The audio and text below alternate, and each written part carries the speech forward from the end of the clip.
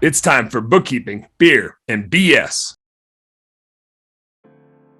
One thing that we hadn't talked about earlier, and I heard Aaron talk about it right when he was introducing himself, and then Chris, you just mentioned it, is YouTube ads. And like, I watch a lot of YouTube, just like that's where I literally watch TV, is I just watch stuff that I like on YouTube. And I have not once ever thought about running a window cleaning or pressure washing or home cleaning ad on YouTube. But now I'm thinking I got these pros versus Joes videos. I should totally make that an ad. Like, walk me through that. How does that compare to Google ads or Facebook ads or anything? Like, that's such a naive question because, like, literally, you guys said this, and I'm like, holy shit, YouTube ads. So, like, is that something you guys use a lot? How do you use it? Hit me. We're starting to incorporate YouTube ads. And the reason why it's a starting to is that AdWords and Google just work so well. And we have yet to really completely max out someone's budget that it made sense to divert those dollars. Okay. At the end of the day, like if we're looking at intent, and we said this earlier with like, what if you could sell to someone that's already looking for you? At the end of the day, search traffic is just better. Yep. That being said, YouTube happens to be owned by Google, which has all of this information. So it's a really good next channel to go to. Mm-hmm. And if I had to pick between branching out from AdWords to YouTube or to Facebook, I pick YouTube every single time. Okay. Reason for that is that the lists that you can keep, you can share a list with, like YouTube ads is actually run out of the AdWords platform. So you can use your same lists there. You can use your visitors on your website through Google Analytics to run YouTube ads. What we found is a really easy win. If someone visits your website, start running testimonial video ads to your audience, just to remind them, like, this is a story of someone that used my service and why they liked it. Like, that's just so easy. Yeah. But on top of that, YouTube ads are so cheap. They are easily the least expensive media available for purchase, especially with Facebook ads costs rising. I'm sure if any of your viewers have done their own marketing on Facebook, it's not the promised land it was 2-3 years ago. You know, ad costs have doubled, tripled, and obviously like censorship and ad accounts getting shut down left and right.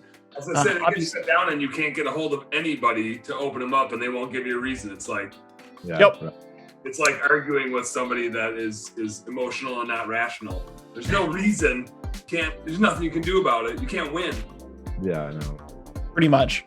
So with YouTube on the other side of things, like you're dealing with Google, they're on that topic. Google customer support is slightly better, but they are better. Yeah.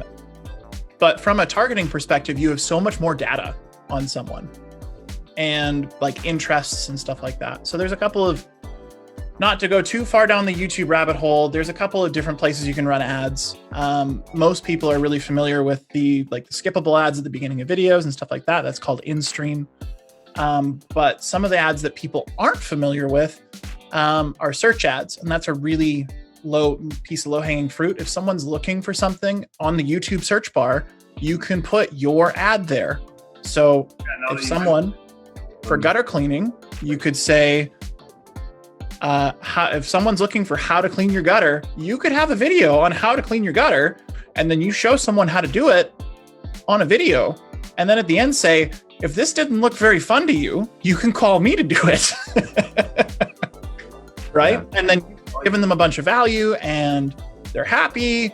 And then they're like, this guy knows what he's doing because he just showed me he knows what he's doing. So I'm going to call them. And geographically and demographically target from there. Yep. Yeah. And you can just straight up target like how to clean gutter, this fence. Yeah. Like only show it to the people in this area. Mm-hmm. It's really good for the higher ticket sales. So especially like that remarketing strategy we touched on. So if somebody is debating between buying your $20,000 installation versus somebody else, and they're going to spend 2 months getting estimates and thinking about it, you can follow up with them for pennies pretty much, and put videos in front of them on Facebook and on Google or on YouTube, like all day long. It costs almost nothing. And you can actually, we do that with our hiring strategy. So like you said a moment ago about how the hiring is just like marketing, we have a training, if anybody wants to download it, that explains exactly that. But what we do is we have a really long-term remarketing strategy. So we're actually trying to get in front of people who already have jobs and then spend 6 months to convince them to quit and come to us. So we use that same strategy by putting the video testimonials online to follow after these people for a long, long time to remind them why the grass is greener here. So that's Nice. really cool. Nice. Yeah, Well, and that's like, those are the people that you want. You don't always want the people that that need to get a job. You want the people that want your job. Yeah, exactly. You don't want somebody who doesn't have a job right now. You want somebody who probably has one right now. Yeah. Get fired or something. Hey, what's up, business nerd? Thank you so much for tuning in. I hope you learned a heck of a lot watching that episode. Do me a favor, subscribe right down here. And if you really like what you saw, you got more goods right here. Check out this one or check out this one and do this. Go subscribe. Appreciate you. Work smarter, work harder, go earn yourself some pride. Catch you on the next one.